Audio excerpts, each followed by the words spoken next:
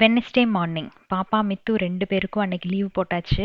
அவங்கள கூப்பிட்டு போய் பண்ற வேலைகள் நெறையா இருந்தது. சரி ஒரே நாள்ல 2 பேருக்கும் அந்த வேலைகள் முடிச்சிடலாம் அப்படின்ட்டு, ஃபர்ஸ்ட்டு மித்ரனோட வேலைகள்லாம் முடிக்கலாம் அப்படின்ட்டு காலையில ஒரு 10:30 மணி அப்படிங்கும்போது நாங்க 2 பேரும் கிளம்பிட்டோம். கிளம்புறதுக்கு முன்னாடி லூஃபிக்கு செர்லாக் கலந்து வச்சுட்டு, சிக்கன் கிரேவியும் ஒயிட் ரைஸ் மட்டும் வச்சுட்டேன். மதியம் வந்து தயிர் இருந்தா போதும் லஞ்ச் முடிச்சுக்கலாம் அப்படின்ட்டு. ஃபர்ஸ்ட்டு போஸ்ட் ஆஃபீஸ் போயிட்டு ஆதார் கார்டு வந்து அவனுக்கு அப்டேட் பண்ண வேண்டியது இருந்தது. ஏன்னா 5 வயசுக்கு மேல அப்படின்னா கண்டிப்பா அப்டேட் பண்ணணும்.